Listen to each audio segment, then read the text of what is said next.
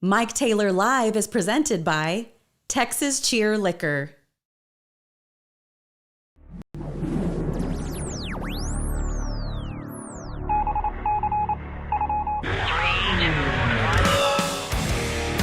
And now, live from San Antonio, Mike Taylor. Yes. We're back, bitches. Good to have you boys in here. Thank you, man. It is the final work day of the work week. I think it probably better serves us to do 5 shows a week, but LG won't let me because he doesn't want to do 5 shows in 1 week. That's the new trend, the 4-day work week. Is it? Yeah. I agree for people that put in 40 hours a week. You agree with schools going to 4 days a week? Yeah, fuck yeah.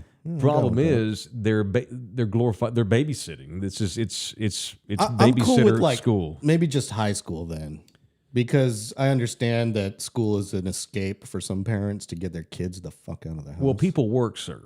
Yeah.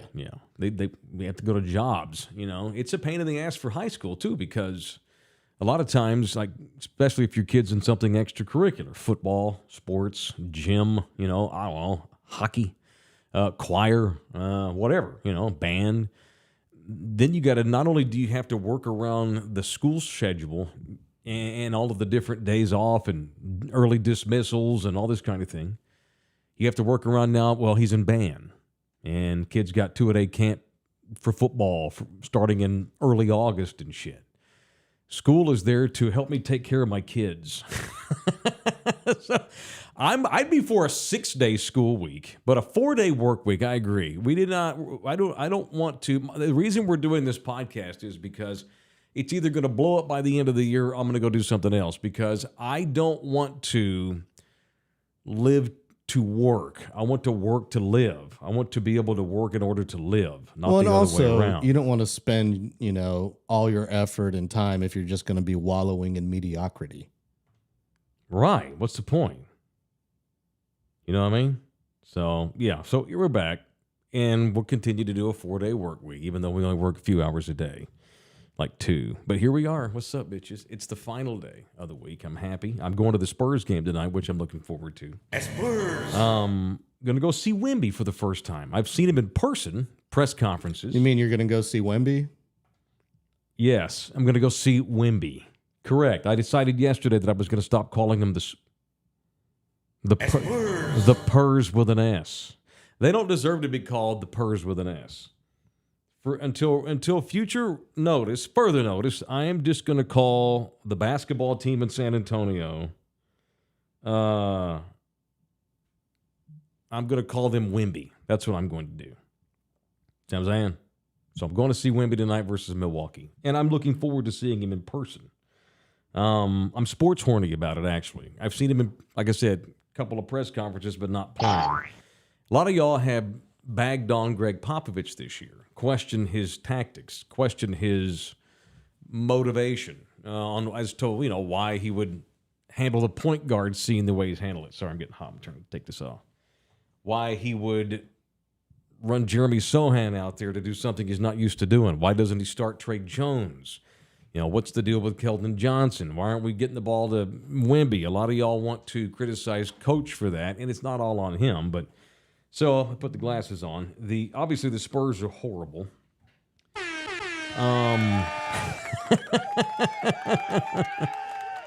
They're very horrible, and I'm only looking forward to seeing Wemby, and if Wemby is down by 35, see, I didn't say the team name, in the fourth quarter, I'm probably going to leave early. You all right over there, Holmes? I'm good. You seem very distracted. I'm sorry. Thank you for calling me out with that too. Yeah. Thank you for calling me out on that. Okay, let me get undistracted. Ready? 3, 2, 1, go. So Nick Moyle writes a piece today in the Express News, and the way it reads is it's hard not to blame, because isn't it? Look, I'm not saying that every time a team's bad in the third quarter coming out of the half that it's all on the coach, but you start pointing toward what's going on in the room, what's going on over the course of a game when And one of the two times during the games this season when the Wemby has plummeted and gotten his ass kicked, starting the third quarter and ending the fourth. So I'm not too keen to read to you, but Nick Moyle writes today about how terrible the Wembys are in the third quarter. Matter of fact, they're on pace. They're on pace to having one of the worst third quarter teams, not in franchise history. That's already going to happen, but in the NBA's history. It's garbage. The Wembys are flirting with having the worst third quarter of all time. As Nick writes, the third quarter has become a chamber of horrors for the Spurs this season. They rank dead last in both third quarter scoring margin and third quarter net rating. Barring a drastic turnaround over the final 49 games of the season, the Spurs will set a record for worst third quarter scoring differential and net rating since the 1996-97 season. The earliest year the NBA has available on NBA.com for specific quarter-by-quarter data. That's a lot of maybe nerd speak. Bottom line is, they suck ass in the third quarter, worse than Detroit does even. Worse than everybody. Overall, the Spurs have been outscored by 225 points in the third quarter through these first 33 games of the season. I'll repeat that. That's a lot of numbers to hit you with. They played 33 games. They have been outscored in the third quarter by 225 points. The second worst is the Hornets. They've been outscored by 159 points. See that? So the Hornets are the second worst, and they've only been outscored by 159. San Antonio's been outscored by 225. Good God. The Pistons have only been outscored by 98 in the third quarter. The San Antonio Wembys, by far, and it ain't even close, have the worst third quarter basketball team in the NBA, and it ain't close. And as Nick writes, the Spurs, the Wembys, for the obvious issues relate to major regression on both ends following intermission. They're 24th in the first half scoring differential at minus 3.2 per game. That's still they're not very good in the first half, but they're so bad in the third. It's like, what are you doing at the break? Is it just the opponents you're facing don't necessarily have to take you all that serious in the first half because you're not very good, and then they turn it on? That's what I've seen a lot, especially in the fourth quarter of games this year. In winning time, what I'm seeing is, okay, we'll just kind of cakewalk through these first three quarters because the Wembys aren't any good. And here in the fourth quarter, we'll put the foot on their throat and we'll just run their ass out of the gym in the fourth quarter because we're so superior. And that's what I see all the time. Teams can literally mail in 2.5, 3 quarters against San Antonio this year, knowing they can just step on their throat in the fourth. But the Spurs are worse in the third than they are in the fourth. It's insane. They are horrible. The Wembys are averaging 25.6 points on just 42% shooting 40 in the third quarter. They are terrible. And again, it's so easy to say, what is the coach doing? Why aren't we making the proper adjustments at the half? You know, my defensive pop is his team has more leaks than the Iraqi Navy. And teams don't have to kick their ass. Teams don't have to kick their ass in the first half. But in the third quarter and in winning time, it's like, okay, let's get out. Let's jump on them in the third, get a nice, comfortable lead, play some bench guys, and then in the fourth, if they go on a little run, then we'll just put the foot back down on the head. It's an indictment not just of the coach, and I think the coach deserves some of the criticism here, but it's an indictment of the roster that the coach and the general manager have assembled. So I'm not sure if we're blaming the coach for his in-game analysis or we're blaming the coach and his GM for the roster this thing has put together this year. All I know is this thing sucks. I'm still fired up. I can't wait to go see Wemby play in person tonight. That's all. That's what I got for you. All right. After all these years and a very successful career, the other news item today that struck me is the resignation of Mike Taylor Live's own Charles Hood. The San Antonio fire chief has retired. Did you see this news yesterday? A man who, when we last talked about him, a year and a half, 2 years ago, was getting criticized because he went to a party in which they hired women and put sushi all over their private parts and ate the sushi off of the private parts. Tiger Shushima. I defended Chief Hood then. But what I read today, this is the kind of stuff that, is it a big deal? No, not once, but apparently it was repeated behavior in which he denigrated women and basically admitted it by retiring. Go home and get your fucking shine box. Chief Hood, who took the helm at the head of our fire department back in '07, has admitted to uttering a phrase on multiple occasions. And the phrase that he likes to use apparently around the office is, quote, pussy always wins. Why would he say that? I don't have any idea. I don't know the context of it, but apparently it was one of his favorite phrases, that pussy always wins. I mean, he ain't wrong. Isn't that really what makes the world go around? Not whoever the leaders of the free world are. Isn't that that's what we're not here without pizza. Yeah, he's got a point. Mm-hmm. Yeah. Clearly, he said it in the wrong places, in front of the wrong people. And so after a very distinguished, decades-long career fighting fires and then becoming the chief of our town in 2007, the year that I moved to this city, Chief Hood has Me Too'd himself out of the job. That is highly unfortunate. All right, it's Taylor. We beg of you to become a subscriber. If for no other reason than you want to see us get wacky haircuts. How many are we in a way now? 30-something, right? We're inching ever closer each and every day. We need like 38, I want to say. Okay, we're 38 subscribers away from Gundy Mullet, Marbach Miracle, a.k.a. the Edgar. Nah. LG, you should see his hair underneath his hat. He's ready for the Edgar. It is ready. It's picture a chia pet, but all the grass grew straight down. You look like Mo Howard on Three Stooges, if you even know that. That's kind of how the Edgar looks. That's the Edgar, yeah. But you can't cut the back. Now you got to keep. Whatever you got back there, you got to keep it. Well, I'll let the stylist decide Okay. how the Edgar should All right, look. so we're 30 some odd subscribers, and subscribing to this thing is absolutely free. We're 30 some odd subscribers away from Mullet 2K24 and Edgar 2K23.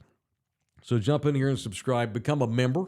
That's just $6 a month. Now the subscriptions are free, but the membership's only $6 a month. And that buys you all exclusive stuff that we do for members only, such as the show we did yesterday. We did this show, then we followed it with another 45-minute long members only, I think it was. Yes. Something Also like that. includes early access to shows that haven't been released yet, like 3 Cents Podcast that comes out at 7 p.m. tonight. Indeedy. Thank you for plugging the 3 Cents Podcast with the boys. If we ever have an announcement, you'll know first, or at least get a teaser of it. If we do a members only anything, any sort of content, we're going to release to members only, and we're going to a lot of the stuff we do that we release to the public, you'll get it first, and then we won't release it to everybody else until the day later. But oftentimes there's going to be just members only content that will never see the light of day in public. You have to be a member, like the show we did yesterday that included fake Wade, fake Oscar, fake Mitch McConnell, fake Jerry. God, who else was in there? Somebody else, I want to say. I don't remember. We had several. Oh, we had Big John Southern Plantation yesterday, all on the members only show. And to see that, you need to become a member. Now, if they become a member today, do they have access to stuff we've already done in the past? Yeah, it's all up there. So they can go back and watch yesterday. Got an extended cut of the James Leha workout. Oh, extended cut. Yeah. God, I thought we watched the extended cut yesterday. Oh, dude. There's more of that shit. I could make a whole God. hour-long extended cut. We don't need that, dude. We do not need that. Ovi 210. If the San Antonio basketball team, a.k.a. the Wimbies, stands pat at the trade deadline, that should be a clear indicator that Pop doesn't give a damn. Make a move just for the sake of making one. See, I would say that there are no moves that would be for the sake of making one. You have to send a message to these kids, Wemby included, we're done losing now. We may not win many more games the rest of the season, but there's going to be repercussions. Now, Pop threatened changes last week, if you recall. Finally, he's like, I may have to make changes. Well, no shit, Sherlock, you think? It may be time to make a change or two here and there. And again, it may not help you win games, but at least it changes up the look. A pig is a pig, but a pig with some lipstick on it is a prettier pig, still a pig, but at least you're showing me that you're trying to get better looking.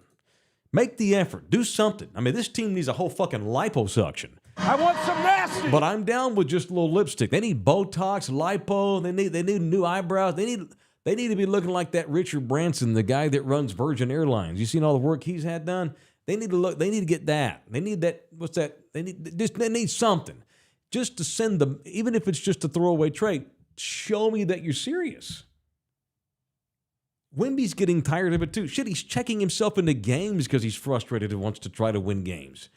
He checked himself into the game without permission the other night, and I hope Pop got pissed and cussed him out. But I hope Wemby cussed him back.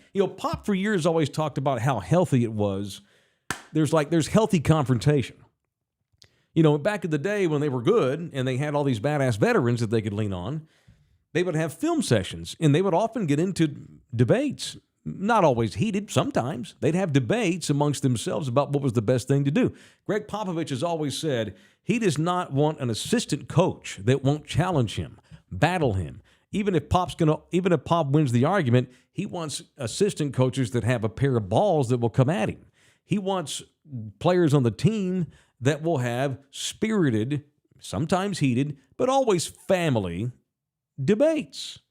We still love each other, but we're going to quarrel right now over the defense we ran last night. I don't like how things are going. Here's what I think. Well, what do you think? Here's what I think. We don't agree. Let's discuss it. He wants that healthy banter that goes back and forth. And he also likes to call his own players MFers and cuss them out on the court when necessary, because sometimes it is. We've not seen that. We don't get the nasty from him that we used to get. Now, I don't know what goes on in film sessions. I don't get the indication that he busts too many balls anymore. Maybe it's time to do that. Like I said last week, it's like that scene from Bull Durham. It's a bunch of young kids, and they're getting their ass kicked, and all they have is Crash Davis. And the manager of the Durham Bulls goes in there after Crash hits a long home run, and they get beat 12-1, and the only run they score was the Crash dinger. And the manager walks in and goes, hell of a shot tonight. Sorry it got wasted. I don't know what to do with these guys. I beg, I plead, I try to be a nice guy. I'm a nice guy. And Crash is like, scare them. Huh? Scare them. They're kids. Scare them. Try it. That's what I do.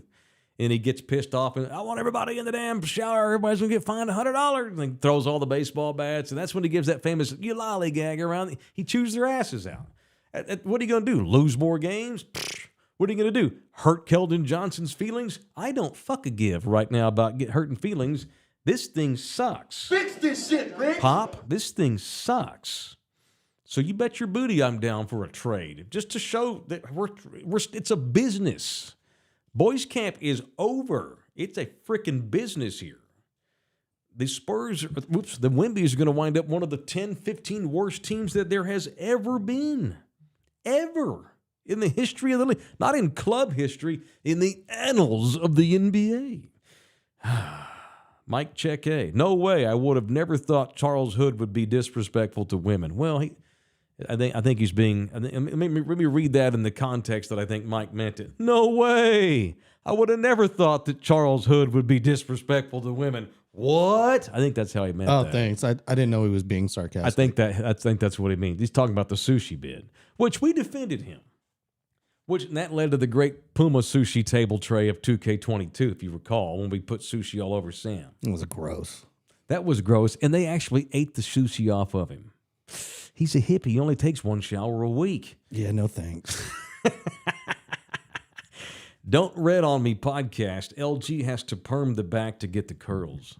Would you consider curling the back? You don't have enough to perm it, I don't think. Yeah, it's not enough. But whatever, like I'm gonna trust the barber that we go to on Marbach or wherever we go.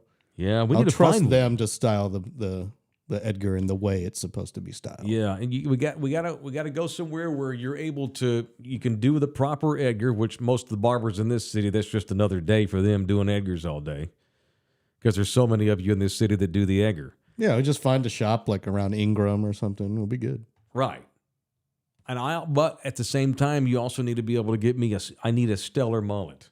My hair naturally parts. Well, it's in now too. The mullet's in. I know. So with college kids. The barber that does the Edgar should have a mullet in his back pocket as well. I don't think I've been saying the Gundy mullet. I don't think my hair will do the Gundy mullet, like, because I have a part right here that's natural. Like, I can't just go straight back. It's just going to fall to the side. You can definitely do the Gen Z mullet that's going around right now, where it's parted and the long with the shaved and the shaved side. That's what I'm going to wind up doing, shaving the side, and pretty much that's it.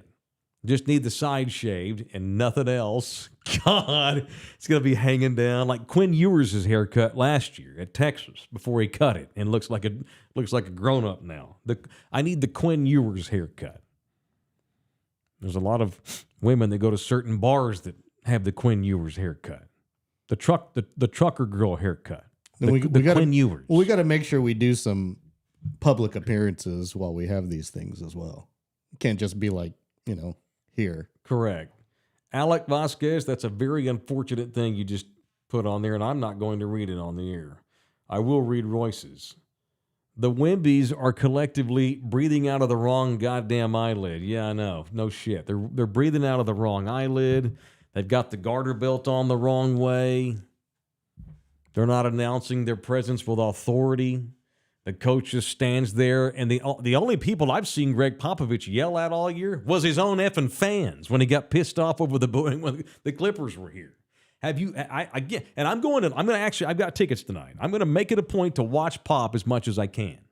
I want to see if he actually will jump on somebody for a missed defensive assignment or some such. I mean, at some point, we love you. Happy to put a statue out there. And you're going to be pretty close to Pop, aren't you? Yeah, I got floor seats. I got real good seats. Maybe it's time to bust out another one of these. Well, he don't. Yeah, I'm gonna. You know what? I'm gonna boo the shit out of the Bucks, but I bet you Pop won't take the mic because he only defends Kawhi because Kawhi played here and won a title. And so he still has love for Kawhi.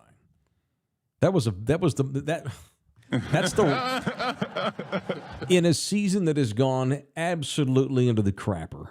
That is the rock bottom moment of the year so far. And I don't know that it'll be topped. Pop yelling at us for booing Kawhi Leonard.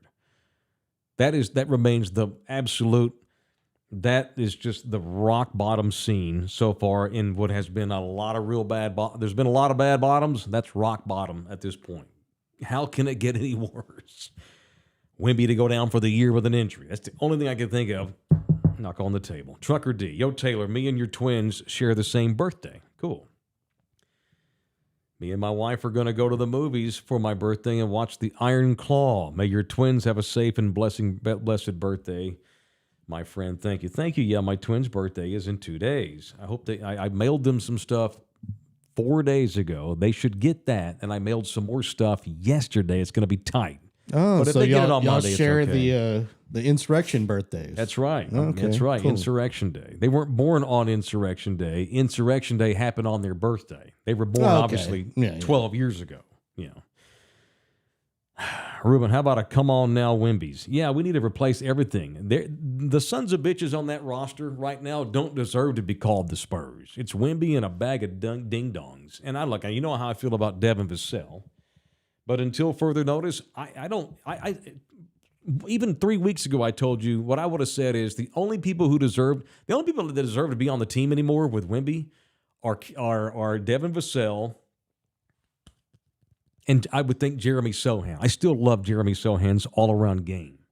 He got completely played out of position this year, which wasn't his fault. They finally came to their senses, they being Pop, and put him back to what he does best, and that's a swing man, small forward, big guard. That's what he does best. And he's playing better this week too, which is good. So I think Vassell and probably Sohan have a place on this roster going forth. I don't know that anybody else currently on that roster does.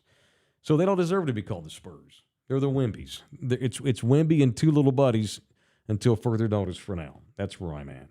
All right, what else today in the news? The Bagtastic Voyage Championship Challenge runner-up, Jackson Mahomes, has had all but one of his charges dropped for that incident in that bar last year in Kansas City, in which he was an asshole and refused to leave at closing time.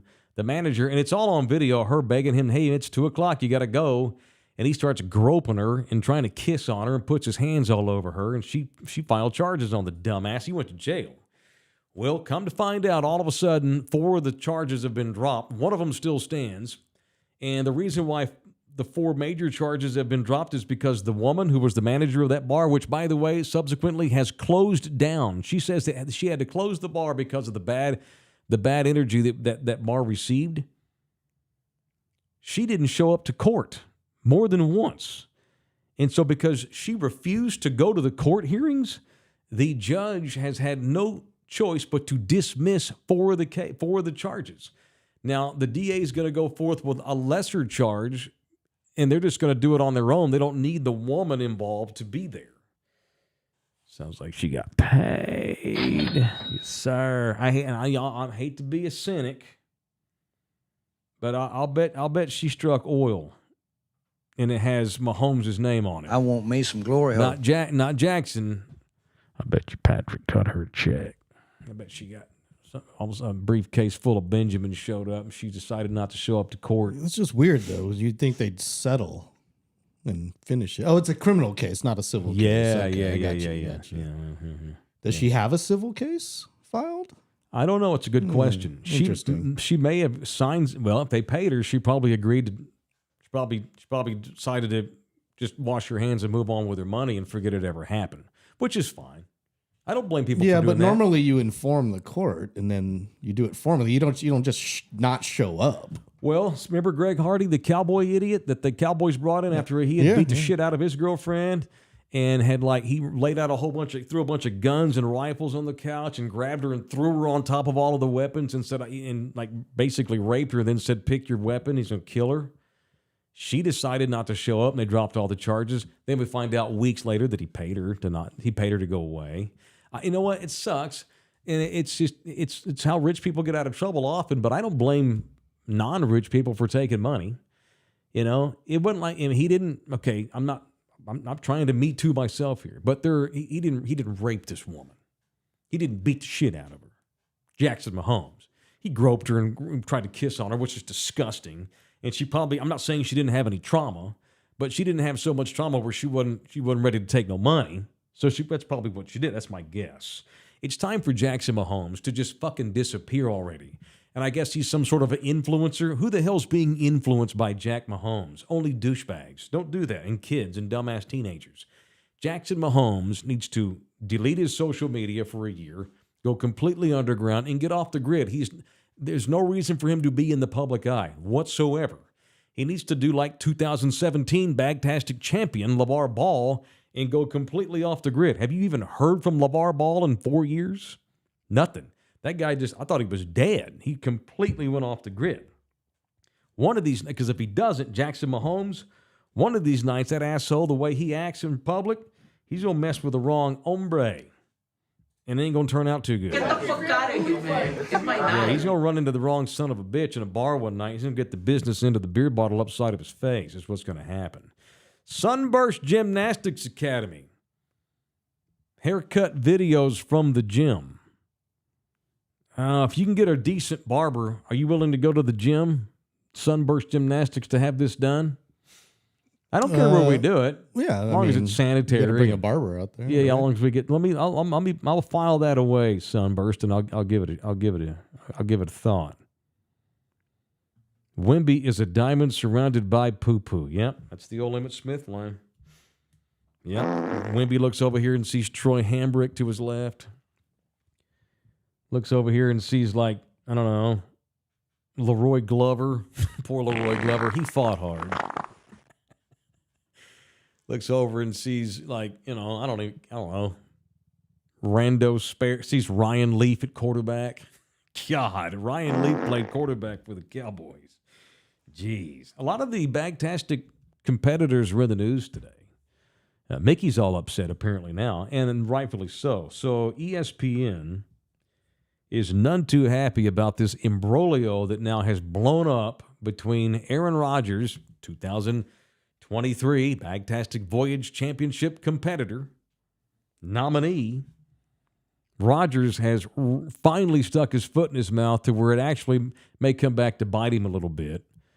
Rodgers fires off a lot of shit on his show he does once a week with Pat McAfee, which is fine. That's what talk show hosts do. We talk shit all day. In the case of Rodgers, he has very often made himself look like the D-bag that he is. So Jimmy Kimmel's gotten all pissed off at him and threatened to sue him this week. The longtime late-night talk show host, Jimmy Kimmel. And Jimmy started it, honestly. Jimmy took a shot at Rodgers. Rodgers was firing off hot sports opinions on that Pat McAfee show or wherever. I don't even know if it was Pat McAfee or not. Rodgers has a lot of hot sports opinions about vaccinations. And like Rodgers, he's an asshole about it. Where he's like, I won't even debate you unless I know what your vaccination status is. He challenged Gronk to a vaccination argument, all this kind of thing. Okay, dude, you don't buy into the vaccine. That's fine. To each his own. It's okay. You didn't have to get it. It's all good. But he likes to give people shit about it. So Jimmy Kimmel called him out. Basically called him a tardburger, for lack of a better term, on his own show during his monologue. During his monologue one night. So now we get back up, fast forward to this week. And the Jeffrey Epstein list comes up on Pat McAfee and Aaron Rodgers' show. And Rodgers decides that that's going to be the moment that he gets Jimmy Kimmel back for talking mean about him on his monologues. Rodgers decides to say, basically said something along the lines of, I can't wait to see the list, and basically alluded to Jimmy Kimmel's name probably being on the list of the people that would go to Epstein Island in the Caribbean and do things with women that were underage. I should even call them women, girls underage. And Jimmy Kimmel obviously is not on the list. And Jimmy got pissed and tweeted to Aaron Rodgers, 2 days ago, called him an asshole and threatened to sue his balls off. And Jimmy's the kind of guy, even though Jimmy kind of started this by making fun of Rodgers in a monologue, but so what? Rodgers ought to have thicker skin. And not that Rodgers can't come back on Jimmy, but to throw him under the pedophile bus, come on, dude. That's bullshit. That's over the top by Rodgers, but I'm not shocked. Rodgers doing Rodgers shit. But Jimmy's the kind of guy, and you and I talked about this earlier before the show started, Jimmy Kimmel's the kind of guy who will follow through on his threats to sue. A lot of guys just throw that out there. I'm going to sue your balls off. I'm going to sue your ass. I'm going to get my lawyer. Kimmel's the kind of guy that actually might for real do it. So we'll see how this thing comes down here. It's a total ass whip. ESPN hates this kind of controversy. I wouldn't be surprised if ESPN ever so politely asked Rodgers to apologize and let's move on. You see how Jimmy Kimmel spelled asshole with 2 A's? Yeah, calling Good Aaron. bit. Yeah. Because Aaron spells his name with 2 A's. Yeah. It's been a rough start of the year for Mickey. They lost copyright of the original Mickey Mouse on January 1st, and now there's all these parodies coming out, like horror movies with Mickey Mouse. Mickey with a wiener. Yeah, it's not the current Mickey Mouse. It's the original Steamboat Willie version of Mickey Mouse. Yeah, way the very racist Mickey Mouse, that guy. Well, it was the 30s, yeah, for sure. Not that I'm excusing racism, but no society didn't give a shit enough. So how did Mickey wind up losing the copyright to the rat? And who has it? It expired because it's over 100-something years. Oh or wow! whatever. Why didn't they renew it? Apparently, you can't after so long. It becomes Seriously? public domain. Wow! It's like those old, like Mozart tunes. They're public domain. So if this show lasts 100 years, I no longer have access to the rights to it. I don't know how it works. I don't know how trademark not law that we'll works, get to 100 years. I'm going to sell out way before then. Hopefully soon. Well, it's like old like fairy tales and stuff. They fell into public domain. Now anyone can make a movie about them now. And it's old tunes, old jazz standards are in public domain now. Yeah. It's just the way the law works in the U.S. By the way, I forgot to remind you that I sent you a DM earlier. Did you happen to get it? Panic. I'm going to blame myself. We just had this conversation yesterday, me and LG. So there's 2 videos in this DM. Yeah, we're going to run both. So LG has distance from X, a.k.a. Twitter, because he's trying to not be on social media as much, which I totally dig, and I respect that. However, when I see something that I'd like us to play on the show, I send it to him and I forget. He never checks his DMs hardly, but like once every 2 days. So I need to text him and remind him, hey, man, I shot you a DM. So do you have it now? I see it here. Which one are we playing first? Well, play the longer one first. All right. Sure. All right. I think it's like a minute something. There's a short. No, and then there's a shorter. But You can't hear that. Only we can hear that. Well, they'll play the longer one than the shorter one. It was 18 years ago tonight that Houston's own Vince Young led the Texas Longhorns to the Natty with a sensational last-second, that iconic run that will ever be part of college football lore, to beat mighty USC and end their run of championships at the Rose Bowl in Pasadena. And I was 05. I was living in Fort Worth, and I watched it at my house on my big TV screen in White Settlement outside of Fort Worth. Big Steamboat Willie fans there in that White Settlement. And that was beautiful. I shed tears. White people. The Longhorns won the championship, thanks to Vince and all those future NFL players on that thing. 18 years ago tonight, and of all of the amazing video, and that game is incredible. I think Longhorn Network still plays that game every day, at least once. But of all the things that came out of that game, highlight-wise and video-wise and interview-wise, my favorite is, and I played the entire 6-minute speech before. We won't do that today. But the Mack Brown speech to the team in the locker room is one of the most iconic coach speeches I've ever seen. And if you get a chance today, if you're a Longhorn fan or just a Texan, and you get jazzed by this, go watch it's like 6.5 minutes. Go watch the entire speech that Mack gives the guys in the locker room. This is Mack Brown. This is cut one of Mack. This is his opening line to the speech after they win the Natty in the locker room. It was so great. Here's Mack, 18 years ago. Make sure that nobody outside can hear. Number one, I'm not going to cry because I expected it.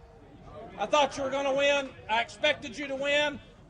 I still thought we'd win when we were down by whatever it was. It was just kind of a repeat of last year's game, whether it was Ohio State or Michigan last year. That's all it was, man. That's all it was. So you did a great job of just keeping playing. What you did is you never gave up. We didn't even play great again. They've got a great football team, and I'll give them credit. Reggie Bush and Matt Leinart came out here to say congratulations to you all. Walked out of their dressing room and walked over, and what you look for in your life, other than your friends, your family, is respect. And, man, you got the respect not only of SC, but college football, the state of Texas, and you'll carry that respect with this football team for the rest of your life, because you will be legendary for the rest of your life.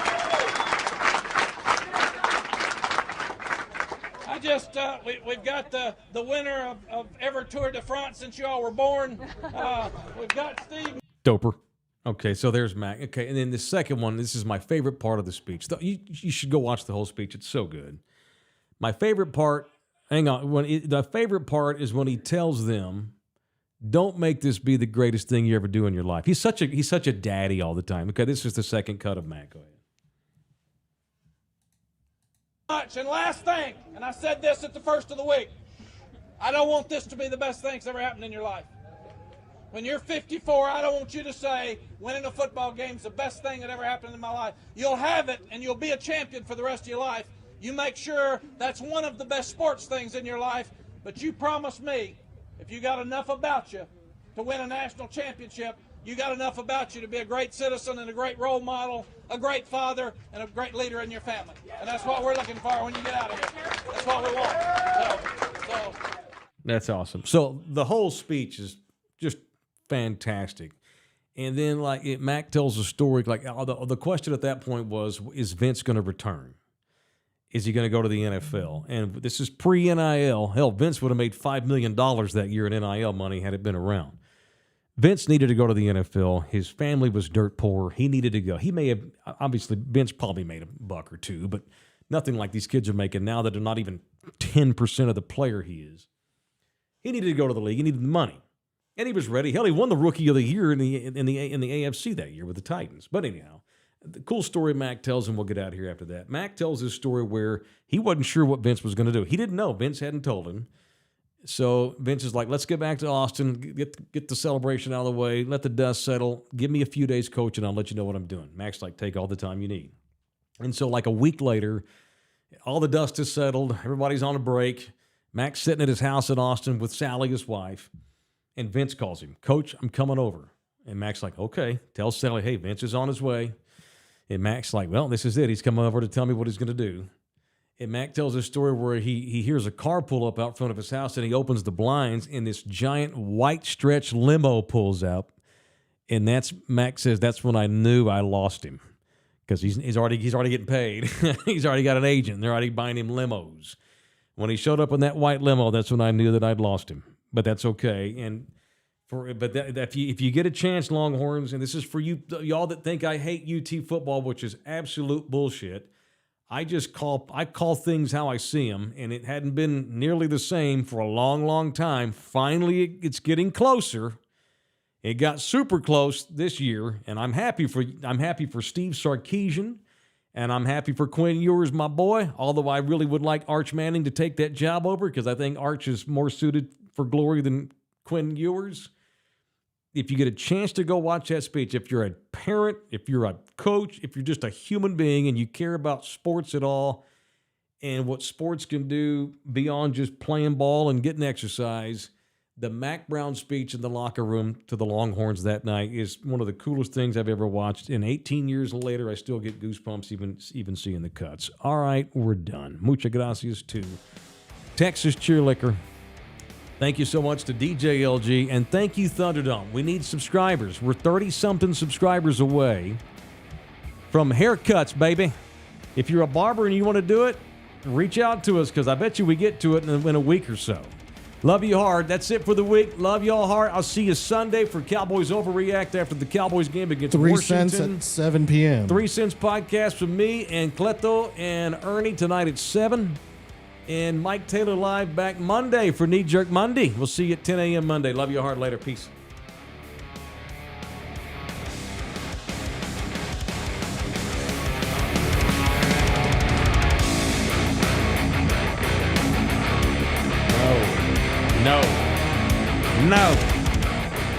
No. Come back, you puppy! Mike Taylor Live is presented by Texas Cheer Liquor. I thought we were gonna. This program was made possible by contributions from viewers and listeners like you. Thank you. Okay. They fuck.